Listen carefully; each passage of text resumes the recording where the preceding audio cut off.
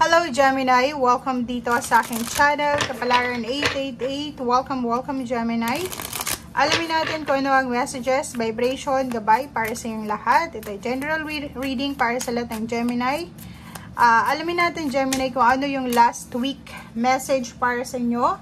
Ito ay last week ng December 2023 and at the same time last week to ng 2023. So, ang unang baraha mo dito Gemini is Inspire Passion.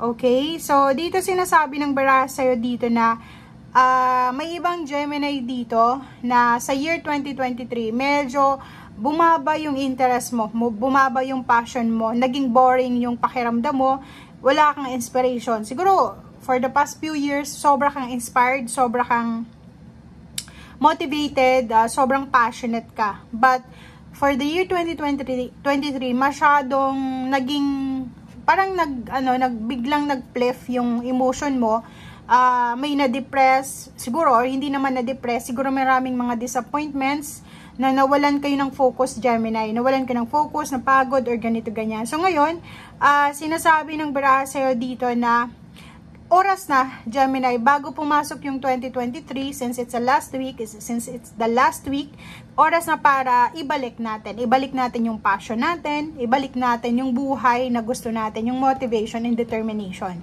Okay, it's the opportunity, guys. Opportunity mo to para mag-set ka ng mga new goals, new motivation na pwedeng makatulong sa'yo para bumalik yung dating sigla mo, dating interest, dating passion, dating kagustuhan mo sa buhay. Okay? Okay, Gemini.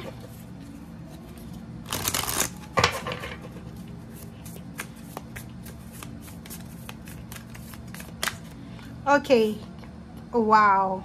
So, nakikita natin dito, parang ang nakikita ko sa'yo dito, Gemini, isa sa dahilan kung bakit nawalan ka ng interest or parang hindi ka masyadong na-inspire sa buhay mo or sa paligid mo kasi nakikita mo na sobrang hirap ng buhay sa ngayon. Nakikita mo na kahit nakapagtapos ka ng pag-aaral, yung iba ang daming unemployed, 'di ba? Parang kung makikita mo dito, nakikita mo siguro yung parents mo, yung grandparents mo, relatives mo na umiiyak. So ibig sabihin, ang symbol na to ng parang autumn siya, it's falling of trees, of falling of leaves, parang ganun is scarcity, 'di ba? Parang iniisip mo na yung mga balita ngayon sa TV or sa social media na sobrang nakakakilabot, parang ganun. Yun yung parang nakakapagbigay sa'yo ng takot na iniisip mo, okay, kahit magtrabaho ako ng magtrabaho, wala namang napupuntahan, parang ganun. Katulad ng napanood ko sa TV, parang ganun yung iisipin mo. So, dito, sinasabi ng baraha, meron sa inyo dyan, Gemini, na apektado kayo sa posibleng situation ng iyong grandparents, especially grandmother siguro. So, babae siya. It's either your mother or grandmother. Medyo natatakot ka para sa situation niya. Medyo natatakot ka na mawala siya sa buhay mo, or medyo natatakot ka na hindi mo maibigay yung expectation niya sa'yo. So, comment down below if resonated ka dito. Pasensya na guys sobrang ingay sa labas.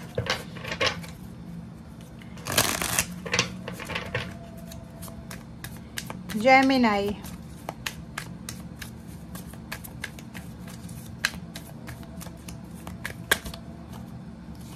Okay, so meron ditong Empress. So, yung Empress na to is parang it's a motivation, it's a determination para sa'yo na ibalik yung interest mo sa buhay. Ang nakikita ko sa'yo dito, it's either may relationship ka na Virgo or pwedeng kapatid, kaibigan, ka-close. Na pareho yung mindset nyo, pareho yung energy mo na medyo tinatamad kayo, wala kayong interest, wala kayong passion, wala kayong inspiration. So, itong Empress na to, sinasabi na take care of your body, take care of your health.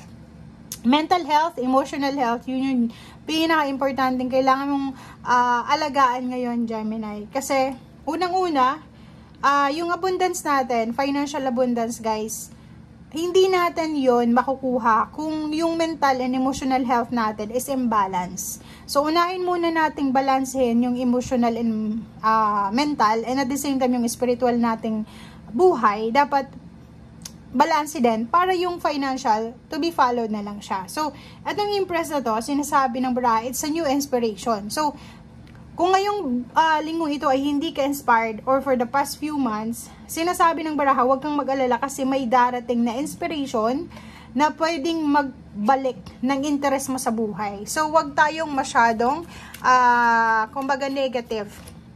And King of Wands, sinasabi ng baraha sa'yo dito na kailangan mong trabahuhin yung success. Kailangan mong trabahuhin yung sarili mong, kumbaga, kagustuhan. For example, gusto mong makapag-ipon ng pera. Make sure na mag-effort tayo na mag-ipon. Mag-effort tayo na maghanap ng trabaho kung tayo ay unemployed. Kung tayo ay like may trabaho tayo, tapos hindi tayo nakakapag-ipon, and yung main purpose mo ng work is makapag-ipon para makapagpundar, sinasabi ng baraha na may ways para makapag-ipon ka kahit konti, kahit 10 pesos per day or per week, as long as na may ipon ka kung yun ang iyong purpose. And the Hermit guys, sinasabi ng baraha sa'yo dito na Gemini, this week, special week ito para sa'yo kasi alam mo naman na may okasyon, di ba? Christmas and New Year, and pwede mo itong magamit para makapagpahinga ka, para makapag-relax. Hindi naman ibig sabihin na kailangan mong mag-celebrate, lumabas or ganito-ganyan.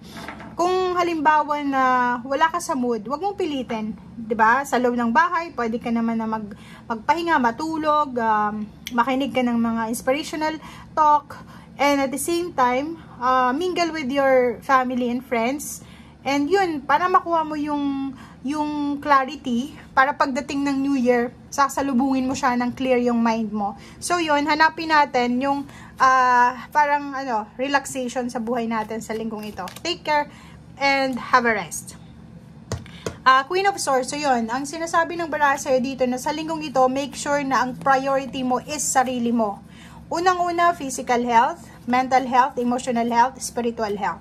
Huwag kang masyadong mag-focus sa pera sa linggong ito. Ngayon lang ngayon lang, kailangan mong ipahinga ang sarili mo sa sobrang pag-iisip.